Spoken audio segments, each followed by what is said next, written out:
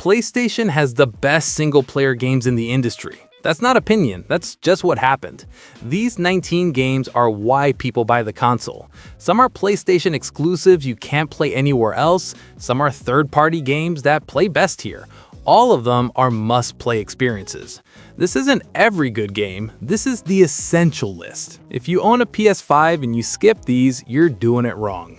Alright, here are 19 best PlayStation single-player must-play games. Hogwarts Legacy is the Harry Potter game people waited 20 years for. Open world Hogwarts, full magic system.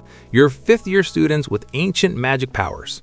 The castle is massive and accurate. Classrooms you remember from movies, secret passages, the Forbidden Forest, Hogsmeade Village, all explorable. The world feels lived in. Combat mixes wand spells with dodges and counters. You learn new spells and classes. Build your playstyle around different magic types. The dueling system has real depth once you stop button mashing. The main story is separate from book events. You're dealing with a goblin rebellion and dark magic conspiracy. Takes about 30 hours. Side content adds another 20. Avalanche made this without Rowling's involvement. The Harry Potter license carried it to massive sales. 15 million copies in 2 weeks, but the game itself is solid. Not groundbreaking, just a well-made open-world RPG in a setting people love. Stellar Blade is a Korean action game that plays like Nier Automata meets Sekiro. You're Eve fighting aliens on post-apocalyptic Earth. The combat is all about perfect parries and dodge timing. No button mashing through this. Enemies telegraph attacks, you read them and counter. Boss fights are brutal pattern recognition tests. Shift Up made mobile games before this, first console project. The production values don't show it. Graphics are clean, performance is smooth, the action is tight. The story is predictable sci-fi, humanity extinct, androids fighting back. You've seen it before. But the combat carries it. 30 hours to beat. New Game Plus as a harder difficulty. This sold on character design controversy. Marketing leaned into it. But strip that away and you've got competent character action. Not revolutionary, just well-executed basics from a new studio proving they can hang. Astro Bot is a 3D platformer that uses every PS5 feature. DualSense haptics, adaptive triggers, the works. You're rescuing bot crew across themed worlds. Each level is dense with secrets, hidden bots, collectibles, optional challenges. The game respects your time. Levels are short, checkpoints are generous. The DualSense integration isn't gimmick. You feel different surfaces. Pulling triggers controls gadgets with real resistance. Blowing into the controller activates fans. It actually enhances gameplay. Team Asobi made this, the people behind Astro's Playroom. That was a tech demo. This is a full game. 15 hours to see everything. More if you're chasing platinum. Critics loved it. Players loved it. Nintendo fans admitted it's good. That's rare. Not because it does anything new, because it does classic 3D platforming perfectly. No bloat, no filler. Just tight level design and creative ideas executed well. Uncharted Legacy of Thieves Collection bundles Uncharted 4 and Lost Legacy, both remastered for PS5. 60 FPS, faster loading, better textures. Uncharted 4 is Nathan Drake's final adventure. Pirate treasure hunt, globe-trotting, Naughty Dog's peak spectacle, 15 hours of blockbuster action. Lost Legacy is Chloe and Nadine's story, shorter, 8 hours, same quality. The climbing and shooting aged fine, the set pieces still impress. The rope swinging, the vehicle chases, the collapsing buildings. Naughty Dog knows how to stage action. Multiplayer is dead, nobody plays it. This is for the campaigns. If you played these on PS4, there's no reason to buy again. But if you skipped them or just got a PS5, this is how to experience them. The upgrade was $10 for PS4 owners, fair price. Full price is harder to justify when these games are old, but the campaigns hold up. Uncharted 4 is still one of the best action-adventure games made.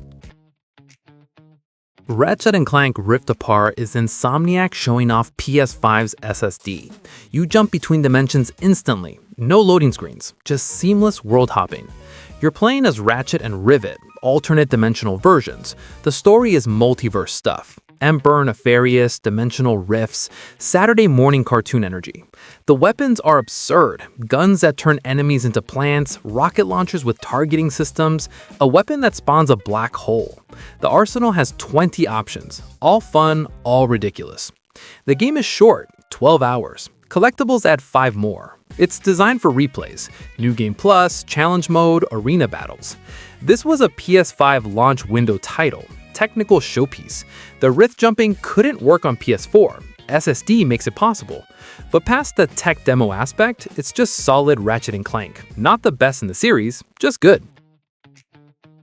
Returnal is a roguelike third-person shooter. You're Celine crashing on an alien planet. Every death resets you to the crash site. The world shifts, rooms rearrange, enemy patterns change. The shooting feels incredible. Fast movement, responsive aiming, weapons have alt-fire modes. You're dodging through bullet hell patterns while returning fire. The flow is perfect once you stop dying constantly. Housemarque made arcade shooters before this, Resogun, Alienation. This is their first big-budget game. The scope is way bigger. The production values match Sony first party. Permanent progression is limited, most upgrades reset on death. You're getting better through skill and knowledge, learning enemy patterns, finding shortcuts, optimizing runs. Resident Evil 4 is Capcom's rebuilding the classic. Not remaking, rebuilding. Every system improved, every area expanded. Same structure, better execution. You're Leon rescuing the president's daughter in rural Spain. Village siege, castle infiltration, island escape. The pacing is perfect, tension and action balanced. Combat is still over-the-shoulder survival, limited resources, strategic dismemberment, crowd control. But movement is smoother, aiming is tighter, parrying adds new depth. The original was perfect for its time. This version is perfect for now. Graphics are stunning, performance is locked. The campaigns are the same length, 15 hours, but replayability is huge. This is top 3 Capcom remakes. RE2 and RE4 are neck and neck, both essential. This one edges ahead because the original was already near perfect. Improving perfection is harder than fixing RE2's tank controls. The Witcher 3 is a 100-hour open-world RPG. You're Geralt hunting for Ciri while dealing with war and monsters. The main story is 50 hours. Side quests add another 50. Every quest is written well, no fetch quest filler. Even minor contracts have stories. The Bloody Baron questline alone is better than most game campaigns. Combat is fine, not great. Roll, hit, cast psi, repeat. But exploration and story carry it. The world is dense with content. Every question mark on the map has something interesting. PS5 version runs at 60 FPS. That alone makes it worth replaying. The game felt sluggish at 30. Now it's smooth. Load times are instant. CD Projekt Red made 3 massive DLC packs, Hearts of Stone and Blood and Wine, both included in Complete Edition. Another 40 hours of content. The value is absurd. This game is 10 years old, still holds up, still one of the best RPGs made. If you haven't played it yet, you're missing out. Quick question, which game on this list have you replayed the most? Drop it in the comments. Alright, let's keep going. Baldur's Gate 3 is a CRPG from Larian Studios. Dungeons & Dragons rules, turn-based combat, massive branching story. You're infected with a mind flayer tadpole, racing to remove it. Building a party, making choices that ripple through a 100-hour campaign. The reactivity is insane. NPCs remember your actions, dialogue changes based on class and race. Quests have multiple solutions. You can break sequences, kill important characters. The game adapts. Combat is tactical, position matters, environmental interactions, elemental combos, shoving enemies off cliffs. Every fight is a puzzle with creative solutions. This won Game of the Year, beat out Zelda and Spider-Man 2. First CRPG to do that. The genre isn't mainstream, but Larian made it accessible without dumbing it down. 80 to 120 hours for one playthrough, 6 origin characters with unique storylines, 4-player co-op. The replayability is massive. This is the best RPG of the generation so far. Final Fantasy VII Rebirth is the second part of the Remake trilogy. Open world now, full party, continuing from where Remake ended. You're leaving Midgar, exploring the world, chasing Sephiroth. The story expands beyond the original. New scenes, new characters, familiar beats hit different. The combat is Remake system refined, real-time action with tactical mode, switching between party members, building ATB to use abilities, synergy attacks between characters. The depth is wild.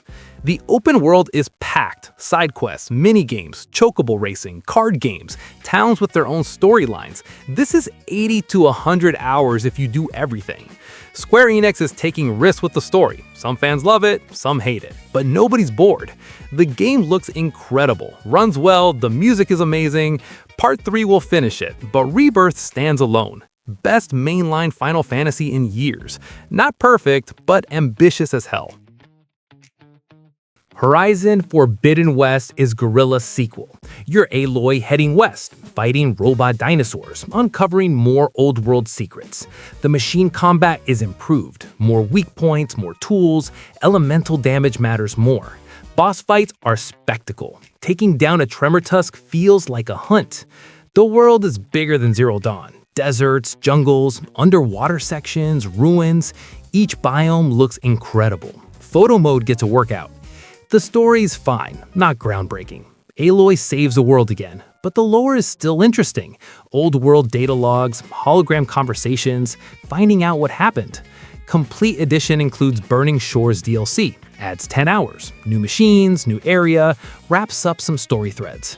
This is comfort food open world. You know what you're getting. Towers to climb, camps to clear, machines to scan. If that sounds boring, skip it. If that sounds good, this is 50 hours of polished content. Bloodborne is From Software's PS4 exclusive. Victorian Gothic horror, cosmic nightmare, aggressive combat, no shields, just dodge and attack. You're a hunter in Yharnam, beasts everywhere. The healing church caused this. You're uncovering what went wrong while everything tries to kill you. Rally system rewards aggression. Get hit, hit back fast, regain health. No hiding behind shields. You're moving forward or dying. The pace is faster than Dark Souls. The world design is perfect. Shortcuts loop back, areas connect. You're learning the city. Central Yharnam to Forbidden Woods to Nightmare Realms. Each area distinct. The DLC adds the best bosses. Ludwig, Maria, Orphan of Kos, some of FromSoft's hardest fights. The Old Hunters is essential. This is still 30 FPS, no PS5 patch. Fans keep begging. Sony ignores them. The frame rate sucks, but the game is too good to skip. Best exclusive on the list. Ghost of Tsushima is Sucker Punch's samurai game. You're Jin Sakai defending Tsushima from Mongol invasion. Honor versus survival. The combat is stance-based. Different stances for different enemies. Parrying, dodging, ghost weapons for stealth. Duels are one-on-one showdowns. The flow is smooth once you learn it. The island is gorgeous. Wind guides you instead of UI markers. Fields of flowers, bamboo forests, shrines. Every location is screenshot material. Director's Cut adds Iki Island. 10-hour expansion, new story, new techniques. Legends mode is co-op multiplayer, separate from campaign. Actually good. Lethal difficulty transforms the game. You die in 2 hits. Enemies die in 2 hits. Combat becomes about precision, confidence. The game you thought you mastered feels new. This is samurai fantasy done right. Not historically accurate. Doesn't matter. It's what people imagine samurai combat should feel like. Spider-Man 2 is Insomniac's sequel. You're playing as Peter and Miles, switching between them. Venom is the main threat. The swinging is still perfect. Fast travel barely matters because movement is fun. Web zipping between buildings, doing tricks. The flow is addictive. Combat adds symbiote powers for Peter. Miles has Venom abilities. Both play different. The variety keeps 30 hours fresh. Boss fights are spectacle. Kraven hunts, Venom showdown, Sandman battle. The story moves fast, no padding. Main campaign is focused, 20 hours. Side content is good, not just crime stopping, actual missions with stories. This is superhero gaming perfected. Insomniac made 3 Spider-Man games now, each one better than the last. The tech is there, the design is there, the writing is there. Not as groundbreaking as the first game, doesn't need to be, just needs to be great. And it is. God of War Ragnarök finishes Kratos and Atreus' Norse story. Bigger than 2018, more realms, more gods, war with Asgard. You're playing both characters now. Kratos with his axe and blades, Atreus with his bow and animals, switching between them. The combat variety is way better than the first game. The bosses are insane. Thor fight happens early, doesn't disappoint. Heimdall is a parry timing nightmare. The final boss is everything you'd want. No spoilers, but it delivers. The story is about letting go. Kratos trying to avoid destiny, Atreus finding his own path. The writing got better, less stiff, more human moments between the action. Santa Monica spent 5 years on this. The production value shows. Every realm looks different, the set pieces are massive, the scope is way bigger than 2018. 30 hours for main story, another 20 for side content. This wraps up the Norse saga cleanly. No cliffhangers. Complete package. Elden Ring is From Software going open world. Dark Souls, but you can leave and come back later. You're exploring the lands between. 6 major regions, dozens of dungeons. Optional bosses everywhere. The map is huge, over 100 hours if you do everything. Combat is Souls with jump button. Roll, attack, parry, guard counter. Tons of builds. Magic is actually good now. Colossal weapons, bleed builds, faith builds, all viable. George R. R. Martin wrote the background lore. You won't notice unless you read item descriptions. The actual story is typical FromSoft. Vague, told through environment, you piece it together. This won Game of the Year 2022. Sold 20 million copies, made Souls games mainstream. Now everyone knows what a FromSoft game is. The DLC, Shadow of the Earth Tree, adds 40 more hours. New area, hardest bosses in the game, required if you like the base game. Open world fixes the Souls formula's biggest problem. Stuck on a boss? Leave. Go somewhere else. Come back stronger. No more beating your head against a wall for 8 hours. Alright, before we hit the top 3, which game on this list got you into PlayStation? Let me know in the comments. Let's finish this. The Last of Us Part 2 is Naughty Dog's sequel. You're Ellie hunting Joel's killer.